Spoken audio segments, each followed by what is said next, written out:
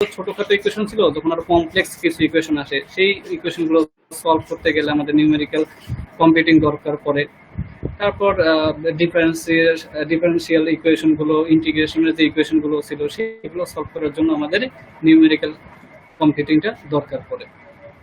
আচ্ছা, এই এই ব্যবহার বা প্রয়োগ ক্ষেত্র বা কোথায় কি কোনটা অ্যাপ্লাই করবো, একটু মোটামুটি একটা রাফ আইডিয়া পেলাম আমরা। যখন আমরা এগুলো অ্যাপ্লাই করব বা যখন এগুলো আসলে আরো ডিটেলসে পড়বো, তখন হয়তো এই কথাগুলো তখন একদম বুঝতে পারবো যে আসলে এই ক্ষেত্রেই আমরা এইটা প্রয়োগ করি বা এরকম দরকার পড়ে। এরপরে যেটা আসে, যেহেতু বলছি নিউমেরিক্যাল কম্পিউটিং, সুতরাং নিউমেরিক্যাল কম্পিউটিং এ কি থাকে, আমি অবশ্যই কম্পিউট যেহেতু করব, অবশ্যই সেখানে কিছু ডেটা থাকবে, যে ডেটাগুলোর উপরে আসলে আমরা কম্পিউট করব। কি বললাম, যেহেতু নিউমেরিক্যাল কম্পিউটিং কথাটা আসতেছে, সুতরাং নিউমেরিক্যাল কম্পিউটিং এর জন্য কম্পিউটিংটা অবশ্যই কোনো একটা ডেটার উপরে হবে। সেই ডেটাটা আসলে কি আমরা দেখি। একটা সেকেন্ড।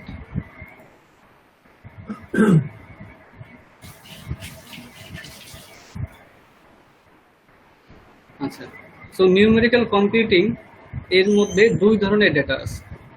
একটা হলো ডিসক্রিট ডেটা আর একটা কন্টিনিউয়াস ডেটা। কি কি বললাম, নিউমেরিক ডেটার মধ্যে কি, যেহেতু নিউমেরিক্যাল কম্পিউটিং বলছি, নিউমেরিক্যাল কম্পিউটিং অবশ্যই কম্পিউট করবে কিছু ডেটার উপরে। সেই ডেটা কয় ধরনের হতে পারে, দুই ধরনের, একটা ডিসক্রিট ডেটা আর একটা কন্টিনিউয়াস ডেটা। এখন ডিসক্রিট ডেটা কি আর কন্টিনিউয়াস ডেটা কি সেটা বুঝতে হবে। আপনাদের মধ্যে কেউ একজন বলেন যে আসলে ডিসক্রিট আর কন্টিনিউয়াস এর মধ্যে পার্থক্যটা আসলে কোথায়।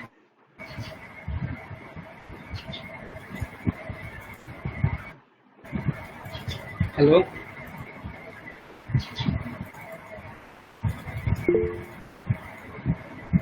হ্যালো,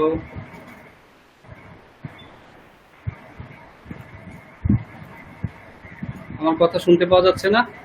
হ্যাঁ স্যার, শুনতে পাওয়া যাচ্ছে। ডিসক্রিট ডাটা হচ্ছে গিয়ে ফিক্সড ডাটা আর কি, আর কন্টিনিউয়াস ডাটা হচ্ছে পরিবর্তনশীল ডাটা যেগুলো, সেটা। আচ্ছা, ডিসক্রিট ডেটা কি পরিবর্তন হয় না? পরিবর্তন হয়, হয় কিন্তু ও মানে দ্রুত পরিবর্তন হওয়ার সম্ভাবনা খুব কম। পরিবর্তন হয় কিন্তু মানে কন্টিনিউয়াস যেমন পরিবর্তন হয় তেমনটা না। যেমন এই যেমন আচ্ছা, ক্রিকেট খেলার ম্যাচে যে কন্টিনিউয়াস ডাটাগুলো পরিবর্তন হচ্ছে, বলটন এই টাইপের ডিসক্রিট কন্টিনিউয়াস ডাটাগুলো। আর যদি আচ্ছা, আচ্ছা, হ্যাঁ হ্যাঁ, ঠিক আছে, কনসেপ্টটা মোটামুটি ঠিক স্যার আছে। একটা আমরা জিনিস কি হচ্ছে যে একটা ক্লাসরুমে যে স্টুডেন্ট থাকে, রাইট রাইট রাইট স্টুডেন্ট গুলো কখনো পরিবর্তন হয় না। আর আরেকটা জিনিস যে আমরা এই যে লুডো খেলি, যে ছক্কা গুলো পরিবর্তন হয়, এক এক সময় এক একটা মান আসে। আচ্ছা, এই ক্ষেত্রে একটু সমস্যা আছে। ওই এক এক সময় এক এক মান আসে, এটা আসলে এক্স্যাক্টলি সংজ্ঞার সাথে যাইতেছে না। আচ্ছা, ডিসক্রিট আচ্ছা আর কন্টিনিউয়াস বলতে আসলে আমরা কি বুঝাচ্ছি সেটা একটু বলি। যে ডিসক্রিট ডেটাটা কি, কন্টিনিউয়াস ডেটা কি। ডিসক্রিট ডেটা হলো যেটা আমরা আসলে কাউন্ট করতে পারি। কাউন্ট করতে পারি বলতে, যেমন আমাদের হাতের আঙ্গুল কয়টা, 10, 1 2 3 4, যেমন ডিসক্রিট, যে 10টা ভ্যালু আছে। আমরা যদি বলি যে আমাদের আজকের ক্লাসে কয়জন স্টুডেন্ট আছে, আমাদের আজকের ক্লাসে টোটাল কয়জন স্টুডেন্ট আছে, আমি বাদে 21 জন আছে। সুতরাং আমি বলতে পারি যে এই ক্লাসে 21 জন স্টুডেন্ট আছে। এখন আমার কি এটা বলার সুযোগ আছে না এই ক্লাসে 15.5 জন স্টুডেন্ট আছে? এটা বলার কিন্তু কোনো সুযোগ নেই। অর্থাৎ যখন আমি ডিসক্রিট কথাটা বলতেছি, তখন এক্স্যাক্টলি যে আস্তে আস্তে যে নাম্বারগুলো আছে সেইটা নিয়ে কথা বলতেছি। অর্থাৎ ডিসক্রিটাইজড করা, ভাঙা, একটার পর একটা। আমি বলতে পারি 15 জন স্টুডেন্ট অথবা 16 জন স্টুডেন্ট, আমি বলতে পারি না 15.5 জন স্টুডেন্ট আছে। তো এটা গেল ডিসক্রিট ডেটা। তাহলে কন্টিনিউয়াস ডেটার এক্সাম্পল কি হতে পারে? কন্টিনিউয়াস ডেটার এক্সাম্পল হতে পারে তাপমাত্রা হতে পারে। যেমন আজকের ঢাকা শহরে তাপমাত্রা কত হতে পারে আমি জানি না কত, কিন্তু বলতে পারি যে হইতে পারে 30.3 ডিগ্রি সেলসিয়াস অথবা 32.1 ডিগ্রি সেলসিয়াস। তার মানে বেসিক ডিফারেন্সটা কোথায় দাঁড়াইতেছে? যখন আমরা ডিসক্রিট আর কন্টিনিউয়াস বিবেচনা করতেছি, কন্টিনিউয়াসের ফ্র্যাকশনাল পার্টটা আসতেছে, কিন্তু ডিসক্রিটে কোনো ফ্র্যাকশনাল পার্টটা আসবে না। তাহলে এই দুটোর মধ্যে বেসিক পার্থক্য কোথায়? যে কন্টিনিউয়াস আসলে ফ্র্যাকশনটা আসে, ফ্র্যাকশনটা কাউন্ট হয়। আমরা যদি আরেকটু চিন্তা করি, যেমন আমাদের হাতে আগে কিছু ধরনের ঘড়ি এরকম পাওয়া যেত যে তাদের ওই সেকেন্ডের কাঁটাটা দেখা যেত কন্টিনিউয়াসলি ঘুরতেছে। মানে বুঝাইতে পারতেছি কি, যেমন সেকেন্ডের কাঁটাটা এখন বর্তমানে যে দেয়াল ঘড়িগুলো দেখা যায় ওগুলো সেকেন্ডের কাঁটাটা লাফ দিয়ে দিয়ে চলে না, একটা সেকেন্ড দেয় তারপর একটু পজ করে আবার একটা সেকেন্ড দেয়, এরকম করে করে আসে না। তো ওইটা কিন্তু একটা সেকেন্ড একটা সেকেন্ড একটা সেকেন্ড করে ঘুরতেছে। কিন্তু আবার এরকম ঘড়ি দেখতে পাওয়া যায় যে সেকেন্ডের কাঁটাটা আমাদের যে মোটর যেরকম ঘুরে ওই রকম একদম ঘুরতেই থাকে, মানে সেকেন্ডের কাঁটাটা কোনো জায়গায় একটা সেকেন্ড দিয়ে একটু পজ করে না, ঘুরতেই থাকে। তাহলে খেয়াল করে দেখেন একটা সেকেন্ড যখন ঘড়িতে হয় কোনো একটা ঘর থেকে তার ঠিক পরের ঘরে যখন সেকেন্ডের কাঁটাটা যায়, মাঝখানে অবশ্যই কিছু অংশ আছে যেটা আমরা মিলি সেকেন্ড ন্যানো সেকেন্ড হিসাব করতে পারতাম। আমি কি করলাম, ওই মিলি সেকেন্ড ন্যানো সেকেন্ড এগুলো বাদ দিয়ে দিলাম। যখন বাদ দিয়ে শুধু এক সেকেন্ড চিন্তা করলাম, তখন কি, যেমন এখন আছে 5তম সেকেন্ড, পরক্ষণে 6তম সেকেন্ড, অর্থাৎ 5 থেকে 6তম সেকেন্ডে যাওয়ার মাঝে যে অংশটুকু আছে এখানে কি আরো এরকম 1000 মিলি সেকেন্ড আছে যেটা আমরা ক্যালকুলেট করি নাই, ডিসক্রিট করে নিলাম, ডিসক্রিটাইজড করে নিলাম, অর্থাৎ জাস্ট এই সেকেন্ড ঠিক তার পরের সেকেন্ড এইরকম করে নিলাম। তো এরকম করে নিলে তখন ওইটা হলো ডিসক্রিট ডাটা। আর যদি আমি চিন্তা করতাম যেমন 5তম সেকেন্ড থেকে 6তম সেকেন্ডে যাচ্ছে এবং যাওয়াটা আমরা যদি একটু চিন্তা করি, যেমন আমাদের বাইকের আরপিএম যেটা দেখা থাকে যে কত কিলোমিটার পার আওয়ার যাচ্ছে, তখন দেখতে পাই, বা আমাদের যে আমরা ইলেকট্রনিক্স ল্যাবে যেসব করি যে ভোল্ট মিটারের যে কাঁটাটা যে দৌড়াদৌড়ি করে ওইটা কিন্তু দেখেন যে একভাবে দৌড়াদৌড়ি করে, মানে ওইখানে কিন্তু কন্টিনিউয়াস একটা বিষয়ে চলে আসে যে ভ্যালু কিন্তু যে কোনো জায়গায় আসতে পারে। কিন্তু যখন ওইটাকে এরকম ডিজিটাল কোন নাম্বার দিয়ে দেখলাম, যে ঘড়িতে এখন যেরকম নাম্বার ওঠে, কিছু ঘড়িতে দেখা যায় সেকেন্ডটা বাদ দিয়ে দেওয়া হয়, 10টা 23, 10টা 24, 10টা 25 এরকম করে উঠে শুধু মিনিট। তখন কি, যখন মিনিটের জন্য আবার কি করলাম, সেকেন্ডটাকে বাদ দিয়ে দিলাম, তখন সেকেন্ডটাকে বাদ দিয়ে দিলাম, তখন মিনিটের জন্য এই জিনিসটা ডিসক্রিটাইজড হলো। কিন্তু 1 মিনিট তো আসলে আবার 60 সেকেন্ডে হয়। এই যে ফ্র্যাকশনাল পার্টটা যখন বাদ দিয়ে আমরা কোনো কিছু ক্যালকুলেট করি তখন সেটা হয়ে যায় ডিসক্রিট ডাটা। আর যদি ফ্র্যাকশনাল পার্টটা হিসাব করে আমরা ক্যালকুলেট করি তখন সেটা হবে কন্টিনিউয়াস ডাটা। বুঝতে পারছি নাকি আবার রিপিট করতে হবে বলেন? হ্যালো, কেউ একজন ফিডব্যাক দেন। কি না স্যার, বুঝতে পারছি। আচ্ছা, তাহলে একজন একটু ফিডব্যাক দেন, ডিসক্রিট ডেটা আর কন্টিনিউয়াস ডেটা আসলে কি বুঝলাম।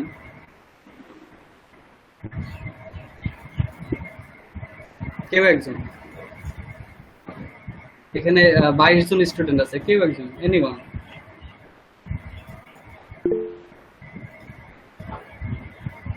হ্যালো, বলতে পারবেন না কেউ? তাহলে কি বললাম, তাহলে তো মনে হয় আমার কথা বুঝেন নাই আপনারা কেউ। জি স্যার, বলা যাবে কিন্তু একটু স্যার সাউন্ডের সমস্যা আছে, যার কারণে স্যার সবসময় কথা হ্যাঁ। বলা যাচ্ছে না। আচ্ছা, আপনি বলেন, আপনার সাউন্ডে কোনো সমস্যা নেই। স্যার আমি বাইরে আছি। বাইরে আমার আপনারা এখানে যারা আছে তারা সবাই আপনার কথাটা ক্লিয়ার শুনতে পাচ্ছি। তো আপনি বলেন যে ডিসক্রিট ডেটা আর কন্টিনিউয়াস ডেটা বলতে আসলে কি বোঝাচ্ছে? তার মানে কি বুঝি নাই কেউ?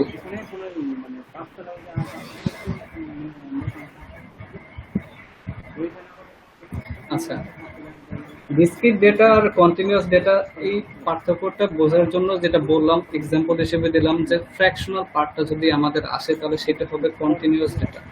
যদি আমি তাপমাত্রার চিন্তা করি, তাপমাত্রার যে থার্মোমিটারটা থাকে সেটার মধ্যে যে পারদ থাকে, সেই পারদের ওঠানামাটা যদি চিন্তা করি সেটা কি কন্টিনিউয়াস, যে কোনো জায়গায় থামতে পারে। এর ধরে নিলাম পারদের বা থার্মোমিটারের গায়ে কোনো দাগ কাটা নাই, কোনো দাগ কাটা নাই, তাহলে এই পারদটা যে ওঠানামা করতেছে এটা কিন্তু কন্টিনিউয়াস, যে কোনো জায়গায় যে কোনো অবস্থায় থামতে পারে। কিন্তু যখন এইটাকে দাগ কেটে দিলাম তখন কি ডিসক্রিট করে দিলাম যে এই এক একটা পয়েন্টে আমি হিসাব করব, এর মাঝে দুইটা দাগের মাঝখানে যে অংশটুকু আছে, দুইটা দাগের মাঝখানে যে ফাঁকা অংশটুকু আছে সেটুকু যদি বিবেচনায় না আনি তাহলেই আমার ওই আগের যে কন্টিনিউয়াস ডেটাটা ছিল পারদের ওঠানামাটা সেটা এখন কি একটা ডিজিটাল ডেটাতে রূপান্তরিত হয়ে গেল। এবার বুঝতে পারছি? আচ্ছা, আর একটু ক্লিয়ার করি, যেমন আমাদের কম্পিউটারের কথা যদি চিন্তা করি, আগে অ্যানালগ ডিভাইস ছিল, এখন ডিজিটাল ডিভাইস করা হয়েছে। অ্যানালগ বলতে আসলে কি বোঝাচ্ছে, বা এখানে কন্টিনিউয়াস ব্যাপারটা কিরকম আসতেছে, যেমন ওইখানে সার্কিট, একটা সার্কিট যদি চিন্তা করি, ইলেকট্রিক্যাল সার্কিট, সেটার মধ্যে বিভিন্ন ভোল্টেজ, ভোল্টেজ গুলো এরকম হতো, হয়তো 0 থেকে যদি 5 ভোল্টের কথা চিন্তা করি, তাহলে 0 ভোল্টেজ আসতে, মানে 0 ভোল্টেজ থাকতে পারে সার্কিটের মধ্যে, অর্থাৎ কোনো কারেন্ট নাই। তারপর 0.1 ভোল্টেজ হইতে পারে, 0.2 ভোল্টেজ হইতে পারে, এইভাবে করে 1.1, 1.2, তারপর 3.1, 5 পর্যন্ত এরকম ভোল্টেজ গুলো হইতে পারে। তো এই ভোল্টেজ গুলোর উপর, বিভিন্ন ভোল্টেজের উপর ডিপেন্ড করে আগে অ্যানালগ কম্পিউটারে বিভিন্ন অপারেশন চালানো হতো, এডিশন, সাবট্রাকশন। কিন্তু এখন আমরা ডিজিটাল করলাম কিভাবে? আমরা ধরে নিছি যে 0 থেকে 0.8 ভোল্ট বা এত ভোল্টেজ কারেন্ট যদি আমার সার্কিটে থাকে, তাহলে এই ভ্যালুটুক বা এই রেঞ্জের মধ্যে যে ভোল্টেজটুকু আছে 0 থেকে 0.8 পর্যন্ত, সেইটুকু আসলে আমার জিরো কারেন্ট। অর্থাৎ আমি 0 থেকে 0.8 এই কারেন্ট ক্ষেত্রে একটা ভ্যালু ধরলাম, সেটা হলো 0 ভোল্টেজ। আবার 2 থেকে 5 ভোল্টের মধ্যে যদি কোনো কারেন্ট আসে, তাহলে সেটাকে ধরে নিলাম 5 ভোল্ট তথা 1।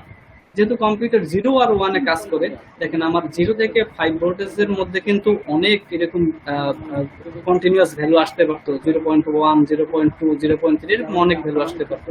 কিন্তু আমি সেটাকে ডিসক্রিট করে দুইটা ভ্যালু নিলাম, 0 থেকে 0.8 ভোল্টেজ পর্যন্ত ধরে নিলাম 0 ভোল্টেজ, আর 2 থেকে 5 পর্যন্ত ভোল্টেজকে ধরে নিলাম 5 ভোল্টেজ তথা 1। তাহলে 0 আর 1, এখন এই রেঞ্জটাকে আমি কি করে নিলাম, দুইটা ডিসক্রিট ভ্যালুতে ভাগ করে দিলাম। আগের ডেটাটা ছিল তাহলে কন্টিনিউয়াস, আর এখন যেহেতু আমি স্পেসিফাই করে দিলাম যে মাত্র দুইটা ভ্যালু, 0 থেকে 5 ভোল্টের মধ্যে মাত্র দুইটা ভ্যালু নিয়ে কাজ করলাম, দুইটা রেঞ্জ, একটা 0 থেকে 0.8 সেটার জন্য 0, আর 2 থেকে 5 ভোল্টেজ সেটার জন্য 1, তখন এটা হবে একটা ডিসক্রিট ডেটা। এইটুকু বুঝতে পারছি যে আসলে ডিসক্রিট ডেটা আর কন্টিনিউয়াস ডেটার মধ্যে পার্থক্যটা কই এখন।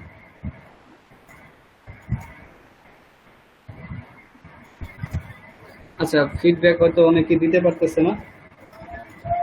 জি স্যার, বুঝছি স্যার। আচ্ছা আচ্ছা আচ্ছা, ওকে ওকে। হ্যাঁ, আপনাদের আসলে অনেকেরই মাইক্রোফোনের সমস্যা, তো আপনাদের থেকে ফিডব্যাক আসলে আশা করা যাইতেছে না। তো এটা ছিল আমাদের ডিসক্রিট ডেটা এবং কন্টিনিউয়াস ডেটার মধ্যে আসলে কোনটা কি এবং তাদের মধ্যে বেসিক ডিফারেন্সটা কোথায়।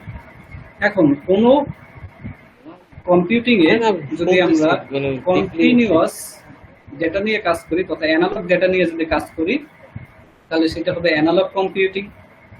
যদি আমরা ডিসক্রিট ইনপুট হিসেবে নিয়ে, ডিসক্রিট কতগুলো ডেটাকে যদি ইনপুট হিসেবে নিয়ে কম্পিউটিং করি, সেটা হবে ডিজিটাল কম্পিউটিং। অর্থাৎ তাহলে কি বললাম, যদি কোনো ডিভাইস, যদি কোনো ইলেকট্রনিক ডিভাইস বা যদি কোনো নেটওয়ার্ক বা যদি কোনো অ্যালগরিদম কন্টিনিউয়াস ডেটা নিয়ে কাজ করে তথা অ্যানালগ সিগন্যাল টাইপের কোনো ডেটা নিয়ে কাজ করে, সেটা হবে অ্যানালগ কম্পিউটিং। যদি কোনো ডিভাইস ইনপুট হিসেবে ডিসক্রিট তথা ডিজিটাল ডেটা নিয়ে কাজ করে, তাহলে সেটা হবে ডিজিটাল কম্পিউটিং। সংখ্যা দুইটা বুঝতে পারছি? আচ্ছা, যাই হোক। স্যার একবার বলুন স্যার। আচ্ছা, হ্যাঁ বলতে হবে তো যে এরকম স্যার এখানে বুঝি নাই বা এটা সমস্যা হইতেছে। কি বললাম, আমরা একটু আগে দেখলাম যে আমাদের ডিজিটাল ডেটা বা ডিসক্রিট ডেটা, কন্টিনিউয়াস ডেটা এরকম আছে। সো আমরা এই কন্টিনিউয়াস ডেটা, সেটা কি অ্যানালগ সিগন্যাল, যেরকম সাইন ওয়েভটা যেরকম কাজ করে, সেটা কি একটা কন্টিনিউয়াস। সো ওই কন্টিনিউয়াস ডেটা নিয়ে যদি আমি কোনো কম্পিউটিং করি, তাহলে সেটা হবে অ্যানালগ কম্পিউটিং। আর যদি আমরা ডিসক্রিট কতগুলো ডেটা ইনপুট হিসেবে নিয়ে কোনো একটা কম্পিউটিং করি, কোনো একটা ক্যালকুলেশন করি, সেইটা হবে ডিজিটাল কম্পিউটিং। ওকে, আচ্ছা। এরপরে এখন আমি চাচ্ছি স্ক্রিনটা শেয়ার করতে। এখন আমরা কিছু জিনিস দেখবো। আমাদের বই আছে একটা, আপনাদের তো বই মনে হয় দিয়ে দেওয়া হয়েছে।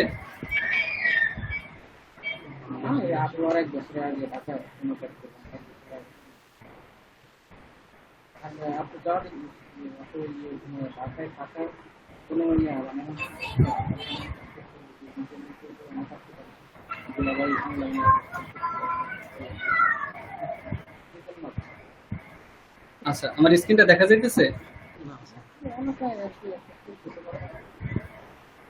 হ্যালো, আমার স্ক্রিনটা কি শো করতেছে? জি স্যার। আচ্ছা আচ্ছা, ওকে। এরপরে আমরা আসলে এতক্ষণ যা পড়ছি এইখানে, এটা হলো বালাগুরু স্বামীর বই, এই নিউমেরিক্যাল মেথডস। এই বইটা হয়তো আপনাদের ঋতু ম্যাডাম দিয়ে দিছে বা দিয়ে দিবে সামনে। তো এই বইটা আসলে ফলো করা হবে এই কোর্সের জন্য। আমরা এতক্ষণ যা বক বক করলাম সেগুলো আসলে এই বইয়ের মধ্যে আছে, যেমন এইখানে নিউমেরিক্যাল কম্পিউটিং কি এই সংজ্ঞাটা এখানে দেওয়া আছে। এরপর আমরা কোথায় কোথায় অ্যাপ্লাই করি এই অ্যাপ্লিকেশন গুলো দেওয়া আছে এখানে। তারপরে এখানে আসলে ডেটাগুলো দেওয়া আছে, যেসব ডেটার কথা বললাম, discrete, continuous, analogue computing, digital computing. আশা করি দেখতে পাইতেছেন এই বিষয়গুলো এখানে দেওয়া আছে। একটু পড়ে নিতে হবে, আমি কনসেপ্ট গুলো বুঝাই দিচ্ছি জাস্ট। এরপরে কি আছে যে আমরা তো বললাম যে কম্পিউটিং করব, নিউমেরিক্যাল কম্পিউটিং এর সংজ্ঞা দেখলাম। নিউমেরিক্যাল কম্পিউটিং এর মধ্যে যেহেতু নিউমেরিক্যাল কম্পিউটিং বলছি, সুতরাং সেখানে অবশ্যই কোনো ডেটা থাকবে। তো সেই ডেটাগুলো হইতে পারে কি ডিসক্রিট, কন্টিনিউয়াস ডেটা হইতে পারে। সেই ডেটাগুলো নিয়ে এক একটা আবার অ্যানালগ কম্পিউটিং করতে পারি অথবা ডিজিটাল কম্পিউটিং করতে পারি। সো এই নিউমেরিক্যাল কম্পিউটিং যে করব সেটার কি একটা প্রসেস আছে, একটা প্রসেস ফলো করেই তো আমরা সেই নিউমেরিক্যাল কম্পিউটিংটা করব। কোনো একটা problem, real life problem, physical problem বা ইঞ্জিনিয়ারিং প্রবলেম, যে প্রবলেমই আমাদের সামনে আসুক, সেই প্রবলেমটা যদি আমরা নিউমেরিক্যাল অ্যানালাইসিস এর অ্যাপ্রোচটা বা নিউমেরিক্যাল কম্পিউটিং ফলো করে যদি করতে চাই, তাহলে সেটার অবশ্যই কিছু স্টেপ আছে, যে স্টেপগুলো ফলো করে ধাপে ধাপে আমরা যে কোনো একটা প্রবলেমকে সলভ করব। তো এইখানে সেই ধাপগুলো দেওয়া আছে। যেমন ফার্স্টে এখানে দেওয়া আছে কি, আমার যে কোনো একটা প্রবলেম যদি আসে, সেই প্রবলেমটার ফার্স্ট এখানে দেখেন 4টা স্টেপ দেওয়া আছে। 4টা স্টেপ দেওয়া আছে। কি আছে? প্রথম স্টেপটা যদি আমরা খেয়াল করি, formulation of A mathematical model. Formulation of A mathematical model অর্থাৎ আমার যে প্রবলেমটা আসবে সেই প্রবলেমটার একটা ম্যাথমেটিক্যাল মডেল ফর্মুলেট করতে হবে। তো সেইটা করব কিভাবে, সেটা আমরা এক্সাম্পলের সাহায্যে দেখব। আসলে ম্যাথমেটিক্যাল মডেল বলতে, যেমন আমি যদি একটু চিন্তা করি যে আমরা দেখতে চাইতেছি, এখানে একটা সুন্দর এক্সাম্পল দেওয়া আছে। যেমন এই এক্সাম্পলটার দিকে একটু খেয়াল করি। যেমন এখানে বলা আছে যে formulate A mathematical model, formulate A mathematical model for predicting the population growth of a city. তাহলে আমার এখানে একটা রিয়েল লাইফ প্রবলেম দেওয়া আছে। প্রবলেমটা কি, আমার যে কোনো একটা সিটি আছে, হয়তো ঢাকা সিটি আছে বা বরিশাল সিটি আছে বা চিটাগাং সিটি আছে, সেই সিটির পপুলেশন গ্রোথ কত আসলে, এটা আমার প্রবলেম। এখন পপুলেশন গ্রোথ আসলে কত, এটা কিন্তু কোনো এক্সাক্ট সলিউশন নাই। যেমন আমি বলতে পারি না যে প্রতি বছর বা প্রতি মাসে বা প্রতি 5 বছর পর অন্তর অন্তর এটা 5% হারে বাড়ে, 10% হারে বাড়ে। এটা কিন্তু কোনো এক্সাক্ট সলিউশন না। 5%ও বাড়তে পারে, 6%ও বাড়তে পারে, 9%ও বাড়তে পারে, 10%ও বাড়তে পারে। সো এটা কিন্তু এক্সাক্ট কোনো সলিউশন নেই।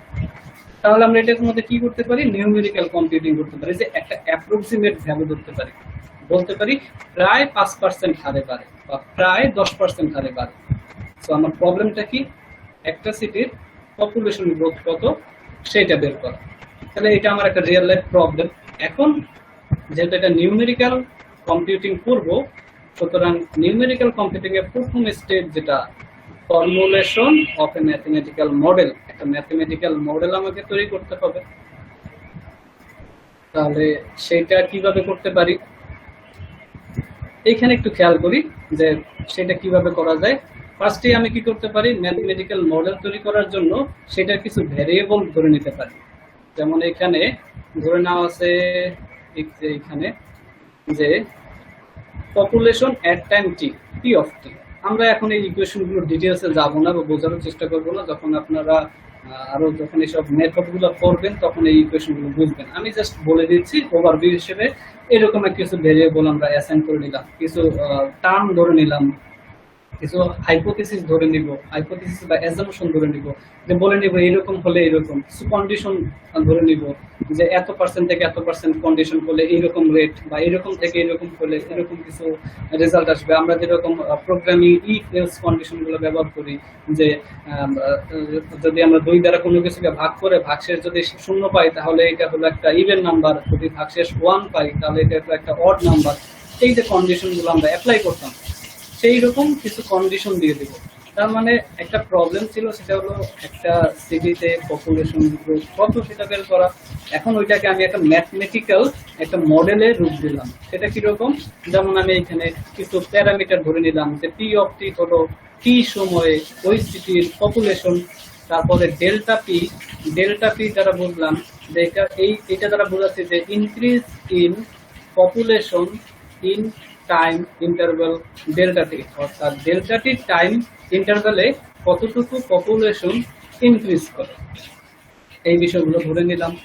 তাহলে আমি যদি গ্রোথ রেটটা বের করতে চাই, এখান থেকে আরো কিছু একটা ফর্মুলা ডিজাইন করলাম যে বার্থ রেট, মানে একটা ডেল্টা টি বা একটা টাইম ইন্টারভ্যালের মধ্যে তার ওই সিটিতে এত রেটে বা এত হারে জন্মগ্রহণ করে, সেটা থেকে বিয়োগ করলাম এত হারে মৃত্যুবরণ করে। তার মানে জন্মগ্রহণ মাইনাস মৃত্যুবরণ আর কি। এটা থেকে আমি ডেল্টা পি বের করলাম। ডেল্টা পি যখন বের করলাম তখন আমি একটা আসলে ইনক্রিজ পাইলাম যে পপুলেশন আসলে একটা নির্দিষ্ট টাইম ইন্টারভ্যালে কতটুকু ইনক্রিজ করতেছে। এইভাবে করে আমি কিছু জিনিস বের করে নিলাম। এরপরে লাস্টলি আমি একটা গ্রোথ রেট বের করলাম, ডেল্টা পি বাই ডেল্টা টি। এটার হয়তো এরকম একটা ইকুয়েশন আছে, আমরা ইকুয়েশনের ডিটেলসে যাইতেছি না, জাস্ট উপর থেকে বোঝার চেষ্টা করতেছি। তাহলে এখন কি হলো, আমার একটু আগে একটা প্রবলেম ছিল, সেটা হলো এরকম পপুলেশন গ্রোথটা বের করা একটা সিটির। এখন সেটার একটা ম্যাথমেটিক্যাল মডেল আমরা দাঁড় করায় ফেলছি। তাহলে এখন আমরা এই ম্যাথমেটিক্যাল মডেলটা যদি আমরা সলভ করি তাহলেই হয়ে যাচ্ছে। তাহলে আমরা বলতে পারবো যে প্রায় 5% হারে এই সিটিতে পপুলেশন বৃদ্ধির বা জনসংখ্যা বৃদ্ধির হার এত, বা জনসংখ্যা হ্রাসের হার এত, কিছু একটা। সো আমি একটা ম্যাথমেটিক্যাল মডেল দাঁড় করালাম। এই স্টেপটা তো বুঝতে পারছি নাকি? হ্যালো, জি স্যার। আচ্ছা, সেকেন্ড স্টেপে কি আছে, যে construction of N appropriate numerical method. আমি ম্যাথমেটিক্যাল মডেলটা যখন তৈরি করে ফেলবো তখন আমার নিউমেরিক্যাল কম্পিউটিং এর প্রথম স্টেপটা হয়ে গেল। এর পরের স্টেপ হলো আমার একটা নিউমেরিক্যাল মেথড এর জন্য কনস্ট্রাক্ট করতে হবে। সো আমাদের বিভিন্ন ধরনের আসলে ম্যাথমেটিক্যাল মডেল আছে, বিভিন্ন ধরনের ম্যাথমেটিক্যাল মডেল আছে। আমরা যদি একটু নামগুলো দেখি যে কি কি ধরনের ম্যাথমেটিক্যাল মেথড আছে আমাদের, বা নিউমেরিক্যাল মেথড আছে যেগুলো আসলে আমরা ইউজ করব। আমরা এরকম সামনে হয়তো পড়বো বাইসেকশন মেথড, জানি না এই নামগুলো শুনছেন কিনা বা শুনবেন সামনে। বাইসেকশন মেথড পড়বো আমরা। ফলস পজিশন মেথড পড়বো, ফলস পজিশন মেথড। তারপরে আমরা পড়বো সেকেন্ড মেথড।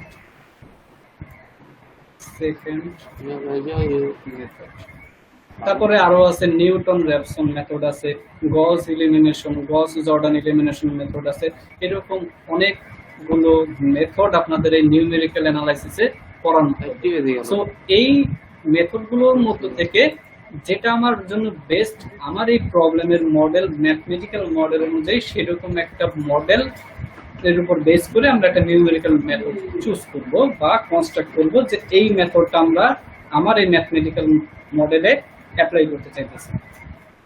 যখন এটা হয়ে যাবে তারপর আমি চুজ করলাম একটা মেথড, যেমন আমি বাইসেকশন দিয়ে করতে চাইতেছি বা সেকেন্ড দিয়ে করতে চাইতেছি, কোন একটা কিছু আমি র্যান্ডমলি একটা মেথড, আমার র্যান্ডমলি যদিও করা হয় যে আসলে আমার প্রবলেমের সলিউশন কিরকম চাইতেছি তার উপর বেস করে আসলে মেথডটা চুজ করা হয়। এরপরে কি করলাম, আমার সেকেন্ড স্টেপ হয়ে গেল। সেকেন্ড স্টেপে কি করলাম, তাহলে ফার্স্ট স্টেপে কি করলাম,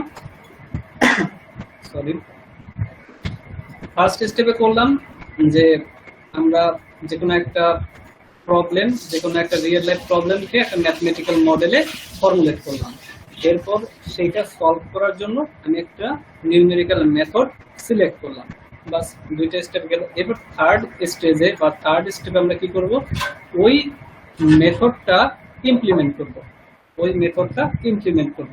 সেটা আমরা ওই যে প্রোগ্রামিং করি, প্রোগ্রামিং এ যেমন আমাদের যদি কোনো একটা অ্যালগরিদম দেওয়া হয় বা কোনো একটা কিছু যদি বলা হয় যে সামেশন বের করতে, যদি বলা হয় এরকম যে n সংখ্যক নাম্বারের একটা সামেশন, n সংখ্যক স্বাভাবিক সংখ্যার যোগফল যদি বের করতে বলা হয়, এরকম করতে করতে প্লাস n পর্যন্ত, এখানে n এর ভ্যালুটা আসলে আমি দিয়ে দেব। যদি বলি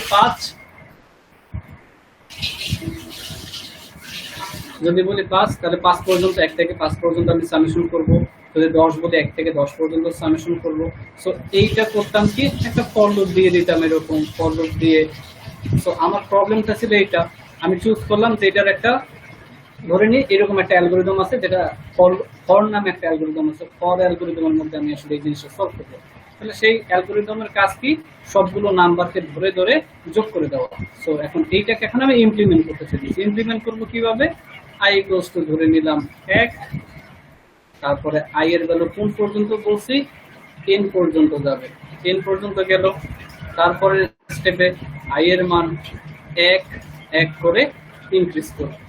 ইনক্রিজ করার পরে প্রতিটাকে আসলে সামেশনের মধ্যে আমি অ্যাড করে দেব, প্রত্যেকটা ভ্যালুটাকে আমি সামেশনের মধ্যে অ্যাড করে দেব। তার আগে হয়তো এসটাকে আমরা ইনিশিয়ালাইজ করে নিতাম, এইভাবে 0 দিয়ে। আমি ধরে দিলাম যে আমার একটা মেথড, ধরে নিলাম একটা নাম, যে নিউমেরিক্যাল মেথড আছে কি নামে, ফর নামে। সেই ফরটাকে এখন আমি এখানে ইমপ্লিমেন্ট করলাম। তাহলে আমি থার্ড স্টেপ আসলে কি করব, কোনো একটা সলিউশন যেটা অবটেন করতে চাইতেছি সেটা কোন মেথড দিয়ে করব সেটা আমরা ইমপ্লিমেন্ট করব। লাস্ট স্টেপে কি করব, ভ্যালিডেশন অফ দ্য সলিউশন। এখন আমি যে এই যে আমরা মাত্র এই যে ফর নামক একটা মেথড ইউজ করছিলাম, সেই মেথড থেকে আমি আলটিমেটলি একটা সামেশনের মধ্যে রেজাল্ট পাইছি। তো এস এর ভ্যালু হইতে পারে, যদি আমি 1 আর 2 অর্থাৎ 3, এরপর যদি 3, তাহলে এই 3টা বা প্রথম 3 সংখ্যক নাম্বারের যোগফল যদি বের করতে চাই, তাহলে 1 2 3। তো এখানে রেজাল্ট আসার কথা কত, টোটাল আসার কথা 6। আমার যদি এস এর ভ্যালু 6 আসে, তাহলে বুঝবো যে আমার এই অ্যালগরিদমটা সঠিকভাবে ইমপ্লিমেন্ট করা হয়েছে, বা আমি যে মেথডটা চুজ করছি সেই মেথডটা সঠিকভাবে কাজ করছে। অর্থাৎ ভ্যালিডেশন পর্যায়ে গিয়ে আমরা চেক করব যে আমার ম্যাথমেটিক্যাল মডেল অনুযায়ী যে মেথডটা আমরা চুজ করে ইমপ্লিমেন্ট করলাম সেইটা এক্স্যাক্টলি সলিউশনটা দিচ্ছে কিনা, কাজ করতেছে কিনা। যদি ঠিকভাবে কাজ করে তাহলে তো ওকে, যদি কাজ না করে তাহলে আমাকে আবার ব্যাকওয়ার্ডে যেতে হবে। ব্যাকওয়ার্ডে যেয়ে আমাকে কি করতে হবে, আমাকে চেক করতে হবে আমি যে ম্যাথমেটিক্যাল মডেলটা, যেমন এইখানে একটা ম্যাথমেটিক্যাল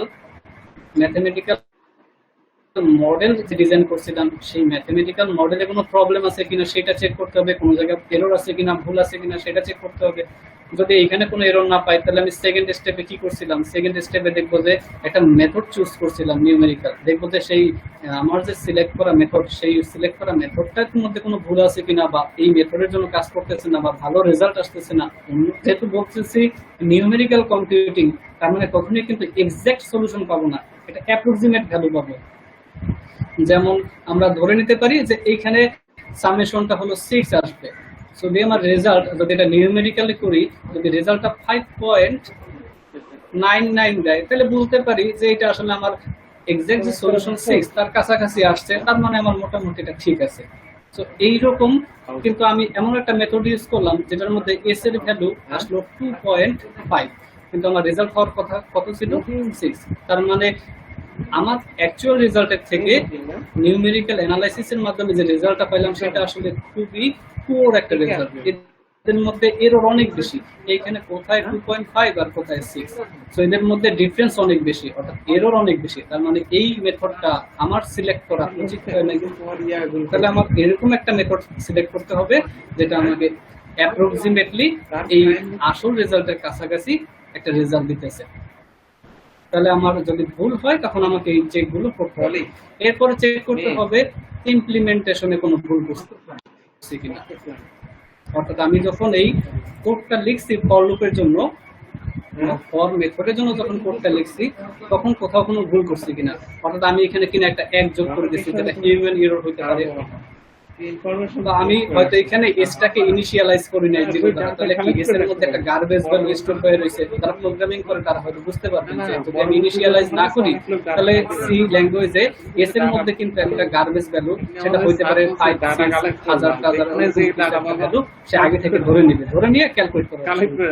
তো ক্যালকুলেট করলে অবশ্যই সেখানে ভুল হবে। তার মানে আমি যে সময় ইমপ্লিমেন্ট করতেছি আমার মেথডটা তখন কোনো ভুল আসতেছে কিনা এই বিষয়গুলো তখন চেক করতে হবে। অর্থাৎ ভ্যালিডেশনে গিয়ে আমরা কি করি, আমার যে মেথডটা আমি চুজ করছি সেই মেথডটা ঠিকভাবে ইমপ্লিমেন্ট করা হয়েছে কিনা, বা এই মেথডটাই আমার ম্যাথমেটিক্যাল মডেল যে ফর্মুলেট করছিলাম সেটার জন্য অ্যাপ্রোপ্রিয়েট কিনা, এই বিষয়গুলো ভ্যালিডেশনে এসে চেক করা হয়।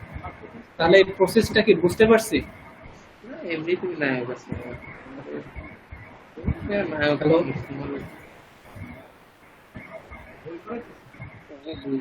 কিছু বুঝতেছি না।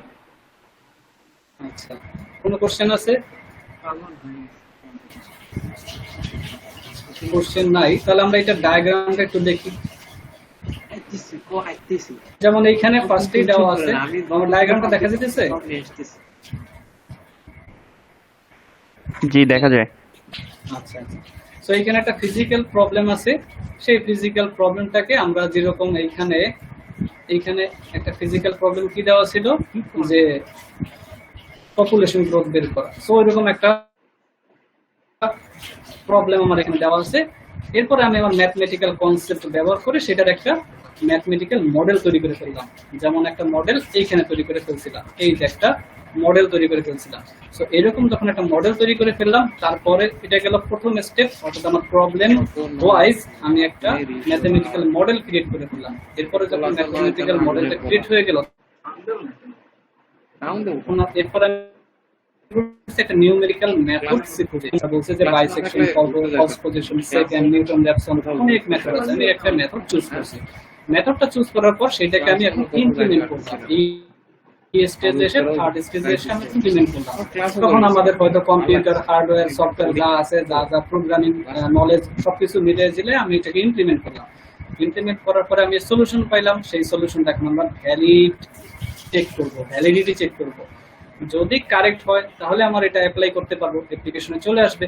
যদি রং হয় তাহলে বিভিন্ন স্টেজে আমরা চেক করব। আমরা দেখব ইনপুট অ্যালগরিদম, অর্থাৎ আমাদের যে মেথডটা চুজ করছি সেই মেথডের মধ্যে কোনো ইনপুট করে বা চেঞ্জ এনে হইতে পারে কিনা।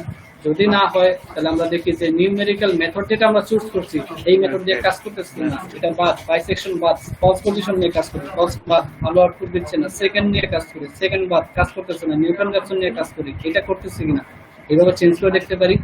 অথবা যেটা করতে পারি সেটা হলো আমার যে ম্যাথমেটিক্যাল মডেলটা আমি বিল্ড করছিলাম এখানে, সেইটার মধ্যে কোনো ভুল আছে কিনা সেইটাকে আর একটু মডিফাই করে দেখা, আর একটু চেঞ্জ করে দেখা আসলে এইখানে কোনো ভুল ধরা পড়তেছে কিনা, যার কারণে আমার রেজাল্ট আসতেছে না ঠিকঠাক মতো।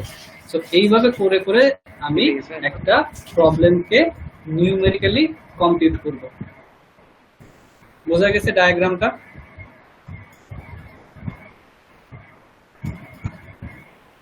হ্যালো হ্যালো, মানে বিজ্ঞানে একটু এবারে একটু কেউ একজন আমাকে এই ডায়াগ্রামটা একটু বুঝাই দেন। আসলে দেখা যাইতেছে তো এই ডায়াগ্রামটা আসলে কোন স্টেজে কি করছে, এটা একজন একটু ফিডব্যাক দেন।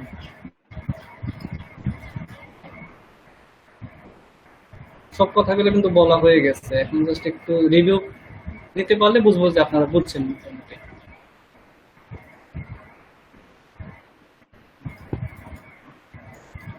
কেউ দিতে পারবে না?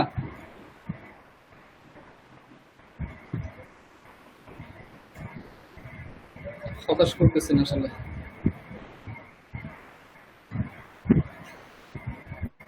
আচ্ছা বোঝা গেছে তো? আচ্ছা, অনেকে হয়তো মাইক্রোফোনের জন্য বা কথা বলার ইসের জন্য দিতে পারবেন না বা বুঝাইতে পারতেছেন না ফিডব্যাকটা। এমনি বুঝতে পারছেন তো সবাই? রেসপন্স স্যার আরেকবার যদি বলতেন স্যার, আরেকবার যদি বলতেন স্যার। আরেকবার বলতে হবে? আচ্ছা জি স্যার। আচ্ছা, আমরা দেখি তাহলে ফার্স্টে কি কাজ করছি। আমরা বলছি যে কোনো একটা প্রবলেম আসলে সেটাকে আমরা নিউমেরিক্যাল কম্পিউটিং কিভাবে করব, কিভাবে সেটার একটা নিউমেরিক্যাল সলিউশন বের করব। আচ্ছা, ফার্স্টে যেটা বিষয় সেটা হলো নিউমেরিক্যাল সলিউশন আর অ্যানালিটিক্যাল সলিউশনের মধ্যে পার্থক্য কোথায়। অ্যানালিটিক্যাল সলিউশন হলো যেটা আমরা একটা এক্সাক্ট সলিউশন পেয়ে যাই, যেমন 2+2=4, আমরা কিন্তু এই সলিউশনটা পেয়ে গেছি, অর্থাৎ দুইটাকে যোগ করলে যে একটা এক্সাক্ট নাম্বার চলে আসছে, সেখানে কিন্তু কোনো ঝামেলা নাই। কিন্তু যদি এমন কিছু হয় যেটার সলিউশন এক্স্যাক্টলি পাইতেছি না এবং কোনো একটা পদ্ধতি ফলো করে কিছু সময় চালানোর পরে পদ্ধতিটা বললাম যে এইটা ধরে নেওয়া যায় আমার এটা সলিউশন, সো এইটা হলো যখন হবে তখন নিউমেরিক্যাল সলিউশন পাবো। ওইভাবে করে যে সলিউশনটা পাবো সেটা হচ্ছে নিউমেরিক্যাল সলিউশন। আচ্ছা, এখন কথা হলো কোনো একটা প্রবলেম থাকলে সেটা নিউমেরিক্যাল সলিউশন কিভাবে বের করবো, সেটার প্রসেসগুলো কি। প্রসেস বলতে এখানে 4টা স্টেপ ফলো করতে হয়। সো সেই 4টা স্টেপ কি, প্রথমেই বলা আছে formulation of A mathematical model, অর্থাৎ আমার যে প্রবলেমটা দেওয়া থাকবে সেই প্রবলেমের একটা ম্যাথমেটিক্যাল মডেল আমাকে তৈরি করতে হবে। যেমন আমরা উদাহরণ হিসেবে দেখছিলাম এখানে যদি কোনো একটা সিটির পপুলেশন গ্রোথ বের করতে চাই তাহলে সেটার একটা ম্যাথমেটিক্যাল মডেল আমরা এইভাবে তৈরি করছিলাম। এরপরে যখন ম্যাথমেটিক্যাল মডেলটা তৈরি হয়ে গেল, এখন এই মডেলটাকে কি করতে হবে, কোনো একটা নিউমেরিক্যাল মেথড অ্যাপ্লাই করে সলভ করতে হবে, তাহলেই তো আমার প্রবলেমটা সলভ হয়ে গেল। সো আমি এরকম একটা নিউমেরিক্যাল মেথড চুজ করলাম, সেটা হতে পারে বাইসেকশন, ফলস পজিশন, আমরা যেসব মেথডের নাম জানবো বা পরবর্তীতে পড়বো সেইখান থেকে কোনো একটা মেথড আমরা চুজ করলাম। এরপরে করলাম কি, যে মেথডটা চুজ করছি সেই মেথডটা ইমপ্লিমেন্ট করছি মানে সফটওয়্যার হার্ডওয়্যার যেখানে যেটা লাগে কোডিং করা, তারপর হচ্ছে যা যা দরকার পড়ে, যেসব ইনস্ট্রুমেন্ট দরকার পড়ে, যেসব মানে হিউম্যান অ্যাপ্লিকেশন দরকার পড়ে, যেখানে মানুষ কোড করবে, প্রোগ্রামাররা প্রোগ্রামিং করবে, তারপর কেউ কেউ টেস্ট করবে, যা যা দরকার পড়ে এগুলো আমি ইমপ্লিমেন্ট করলাম। এরপরে আসে ভ্যালিডেশন, 4 নম্বরের স্টেপে আসে ভ্যালিডেশন, অর্থাৎ আমার ইমপ্লিমেন্ট করা মেথডটা আমার যে এক্সাক্ট সলিউশনটা পাওয়ার কথা ছিল বা আমার সলিউশনটার মধ্যে আমার এক্সাক্ট যে যেমন আউটপুট দরকার 6 আর আমার রেজাল্ট আসতেছে কত, সেটার মধ্যে আসলে পার্থক্য কতটুকু, এরর কতটুকু, সেটা আসলে বেড়ে। যদি এরর খুবই সামান্য হয় তাহলে আমরা ধরে নিতে পারি যে এই সলিউশনটা মোটামুটি ঠিক আছে।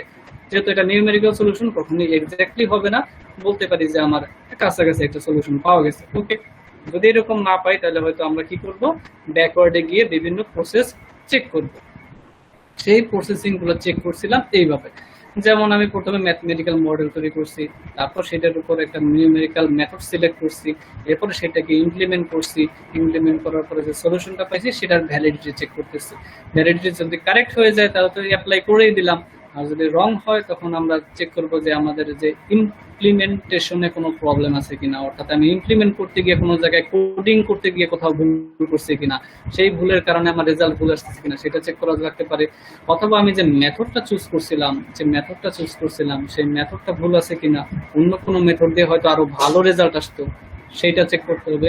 অথবা আমি যে ম্যাথমেটিক্যাল মডেলটা তৈরি করছি সেই মডেলের মধ্যে কোনো ভুল আছে কিনা, কিছু হাইপোথিসিস বা অ্যাজাম্পশন বাদ পড়ে গেছে কিনা, যে এরকম কন্ডিশন অ্যারাইজ করলে কি রকম হবে সেটা বাদ পড়ে গেছে কিনা, এই বিষয়গুলো যখন আমরা মডিফাই করে দিব তারপর হয়তো একটা ভালো রেজাল্ট আমরা পাবো। সো এইটা হলো সম্পূর্ণ প্রসেসটা, কিভাবে একটা রিয়েল লাইফ প্রবলেমের নিউমেরিক্যাল কম্পিউটিং করে একটা নিউমেরিক্যাল সলিউশন লাভ করা যায় বা পাওয়া যায়।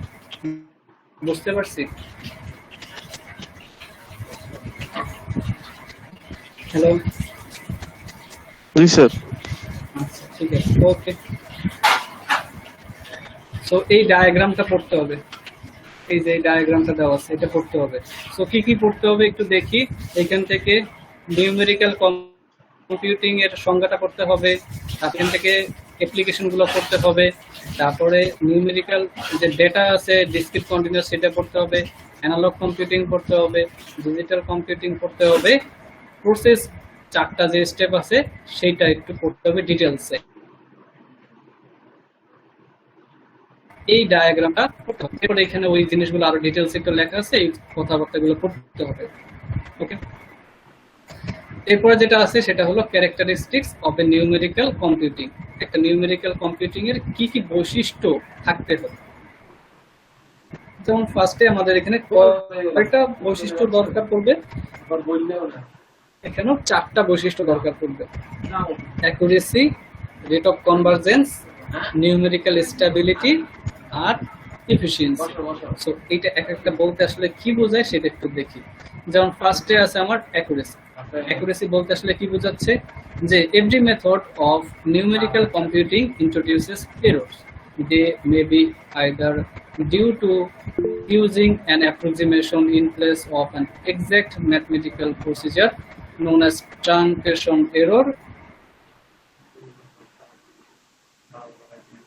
or due to আচ্ছা এখানে কথাটা যেটা বলা হয়েছে যে আমরা যখন একটা নিউমেরিক্যাল মেথড চুজ করি বা সিলেক্ট করি আমাদের প্রবলেমটা সলভ করার জন্য, তখন সেইখানে যেহেতু এটা নিউমেরিক্যাল অ্যানালাইসিস বা নিউমেরিক্যাল কম্পিউটিং করতেছি, তার মানে যেহেতু এখানে এক্সাক্ট কোনো রেজাল্ট পাই না, অবশ্যই তাদের মধ্যে কিছু এরর থাকে।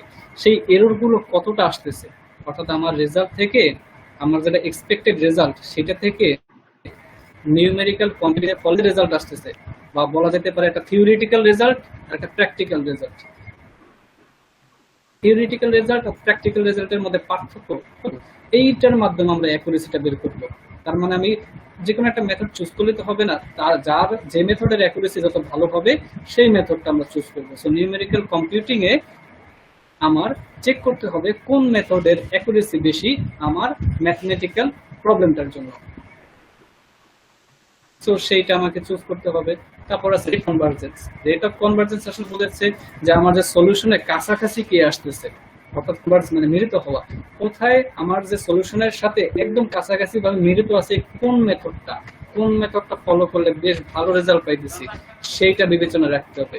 অর্থাৎ কোন মেথডের কনভারজেন্স কতটুকু, সেটা রেট কতটুকু, সেটা আমাকে মাথায় রাখতে হবে। ঠিক আছে, দুইটা গেল। এরপর আছে নিউমেরিক্যাল স্টেবিলিটি। নিউমেরিক্যাল স্টেবিলিটি বলতে বোঝাচ্ছে, আমরা যেহেতু বলছি যে আমাদের নিউমেরিক্যাল কম্পিউটিং এর যে মেথড ব্যবহার করি সেই মেথডের মধ্যে এরর তৈরি হয়, যেহেতু এরর তৈরি হয় সেই এররের হারটা কিরকম, রেটটা কিরকম। যদি এররের রেট এমন হয় যে ধরে নিলাম আমি একটু যদি বুঝাই, যে এই যে ফর লুপটা ইউজ করছিলাম প্রথম ইটারেশনে অর্থাৎ লুপটা যখন একবার এখান থেকে শুরু হয় পরের বার আবার এখানে আসবে, এই একবার ইটারেশনে ধরে নিলাম 0.2 এরর, মানে এখানে এতটুকু এরর আসে একবার ইটারেশনের মাধ্যমে। নেক্সট আরেকবার ইটারেশনের ফলে দেখলাম যে 10 এরর আসে। নেক্সট আরেকবার ইটারেশন দেখলাম 20 এরর আসে, টোটাল এরর আসে 20। সো এইরকম যদি এক্সপোনেনশিয়াল আকারে যদি এররটা বাড়তে থাকে, তাহলে এই অ্যালগরিদমটা আসলে আমাদের প্রবলেমের জন্য আনস্টেবল হয়ে যায়, অর্থাৎ এটাকে বলা হয় নিউমেরিক্যাল ইনস্টেবিলিটি। এইটা আমার ম্যাথমেটিক্যাল মডেলটার জন্য অ্যাপ্রোপ্রিয়েট কোনো মেথড না। সো এটা চেক করা হয় যে এররটা কিরকম আসতেছে, কত হারে বাড়তেছে। যদি খুব বেশি এক্সপোনেনশিয়াল আর পলিনোমিয়াল সম্পর্কে আইডিয়া আছে তো, এক্সপোনেনশিয়াল মানে কিন্তু খুব দ্রুত বাড়বে, একটা পর্যায়ে পর খুব দ্রুত লাফায় বাড়ে। আর পলিনোমিয়ালও বাড়ে তবে ওইটার হার আগেরটার থেকে কম হয়। সো আমরা যদি এররের কথা চিন্তা করি, সেই এররটা যদি এক্সপোনেনশিয়াল হারে বাড়ে, অর্থাৎ খুব তাড়াতাড়ি প্রত্যেকটা ইটারেশনে খুব বেশি এরর আমরা বাড়াইতে থাকি বা বেড়ে যায়, তাহলে সেটা আমার এই মেথডটা চুজ করা ঠিক হবে না। সো যখন আমরা নিউমেরিক্যাল কম্পিউটিং করব, তখন যে মেথডটা চুজ করতেছি সেই মেথডের নিউমেরিক্যাল স্টেবিলিটিটা কিরকম, কতটুকু, সেটা আমাকে দেখতে হবে। অর্থাৎ এটা প্রত্যেক ইটারেশনে কি পরিমাণ এরর তৈরি করতেছে, সেই এররটা কি এক্সপোনেনশিয়াল আকারে বাড়তেছে নাকি পলিনোমিয়াল আকারে বাড়তেছে। যদি এক্সপোনেনশিয়াল আকারে খুব দ্রুত এররটা বাড়ে, তাহলে সেই এরর আলা বা এরর সহ সেই নিউমেরিক্যাল মেথডটা আমরা এই কম্পিউটিং এ ইউজ করব না, বা আমার যে প্রবলেমটা ছিল সেই প্রবলেমে এই মেথডটা চুজ করব না সলিউশন বের করার জন্য। আচ্ছা, আরেকটা আছে ইফিসিয়েন্সি বলতে, আমরা তো এরকম কোনো একটা প্রবলেম সলভ করার জন্য কোনো একটা নিউমেরিক্যাল মেথড চুজ করলাম, এখন সেই মেথডটা আসলে কতটুকু ইফিসিয়েন্টলি কাজ করতেছে। মানে হলো আমি যে ডিভাইসটা ব্যবহার করতেছি, যেমন আমরা যে কম্পিউটারটা ব্যবহার করতেছি, সেই কম্পিউটারে কোনো একটা অ্যালগোরিদম চলতে কত রানিং টাইম লাগতেছে, কত মেমোরি লাগতেছে, বা একটা নিউমেরিক্যাল মেথড আমি চুজ করলাম সেটাকে ইমপ্লিমেন্ট করতে আমার হিউম্যান এজ এ হিউম্যান আমার কতটুকু খাটনি হইতেছে, আমার কম্পিউটারটা চলতে কত সময় নিতেছে। দেখা গেল আমি যখন ফোর্থ ইয়ারে একটা করছিলাম, একটা প্রজেক্ট করছিলাম, সেই প্রজেক্টে দেখতাম যে আমি যখন ইনপুট একটা ছবি ইমেজ প্রসেসিং এর একটা প্রজেক্ট ছিল, তো ওইটাতে যখন আমি একটা ইমেজ ইনপুট দিয়ে রান করতাম তখন দেখা যেত 10-15-20 মিনিট পর আমাকে রেজাল্ট দিত। সো অনেক বেশি পরিমাণ টাইম লাগতেছে, টাইম কনজিউমিং। সো এইরকম কোন মেথডের ক্ষেত্রে ইফিসিয়েন্সি কত কম সময়ে, যেহেতু ইফিসিয়েন্সির কথা আসছে সুতরাং আমরা এটা ধরে নিতে পারি যে মেথডটা আমাকে কম সময়ে রেজাল্ট দিবে সেটাই আমার জন্য ভালো, সেটাই ইফিসিয়েন্ট একটা অ্যালগোরিদম বা মেথড হবে আমার সিলেক্ট করার জন্য। আমার প্রবলেমে আমি কোন মেথডটা চুজ করতে চাই সেটার ইফিসিয়েন্সি বেশি। সো নিউমেরিক্যাল কম্পিউটিং এ কয়টা বিষয়ের উপর খেয়াল রাখতে হবে? 4টা বিষয়ের উপর: accuracy, rate of convergence, numerical stability আর এফিসিয়েন্সি। অর্থাৎ আমি যখন একটা নিউমেরিক্যাল মেথড চুজ করব আমার প্রবলেমটা সলভ করার জন্য, তখন সেইখানে এই বৈশিষ্ট্যগুলো মাথায় রেখে প্রবলেমের জন্য নিউমেরিক্যাল মেথডটা চুজ করব বা সিলেক্ট করব। বুঝতে পারছি? হ্যালো, আচ্ছা, ওকে। তো এই চ্যাপ্টারে এই বিষয়গুলোই দেখতে হবে। আরেকবার একটু মনে করাই দেই কি কি দেখা লাগবে। নিউমেরিক্যাল কম্পিউটিং এর সংজ্ঞাটা দেখতে হবে, তাদের অ্যাপ্লিকেশনগুলো দেখতে হবে, নিউমেরিক্যাল যে ডেটাগুলো আছে সেই ডেটাগুলো দেখতে হবে, অ্যানালগ কম্পিউটিং দেখতে হবে, ডিজিটাল কম্পিউটিংটা দেখতে হবে, প্রসেসটা দেখতে হবে, ডায়াগ্রামটা দেখতে হবে, আর এদিক থেকে ক্যারেক্টারিস্টিক্স যেটা আছে সেটা দেখতে হবে। এই বিষয়গুলো এই চ্যাপ্টার থেকে দেখতে হবে। তাহলে আমার এই চ্যাপ্টারটা শেষ। এখন আমি চাচ্ছি একটা ব্রেক নিতে, আমরা একটু ব্রেক নেই। কতক্ষণের ব্রেক নিতে চান বলেন?